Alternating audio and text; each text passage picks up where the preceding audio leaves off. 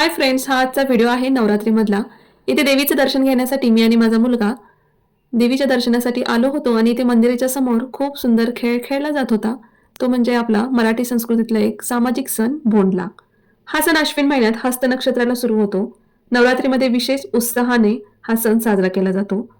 जरी हादगा भोंडला ही आपल्या मराठी संस्कृतीतील सुंदर लोप पावत चाललेली परंपरा असली तरी आजकाल आपल्याला शहरामधून आणि खेड्यामधून सुद्धा लहान मुलींसह मोठ्या स्त्रिया सुद्धा एकत्र येऊन आजकाल भोंडला साजरा करताना दिसतात. आणि खरंच हे बघताना खूप आनंद होतो. हत्तीची मूर्ती किंवा रांगोळी काढून पारंपरिक गाणी म्हणत फेर धरायचा.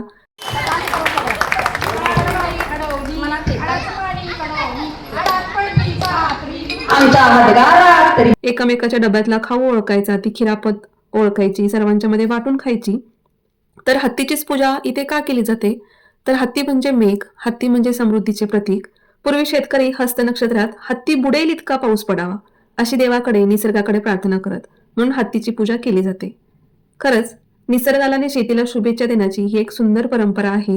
हे लोप पावत चाललेले आपल्या महाराष्ट्रातील सामाजिक सण आपल्या पुढच्या पिढीसाठी आपणच राखून ठेवले पाहिजे, साजरे केले पाहिजे.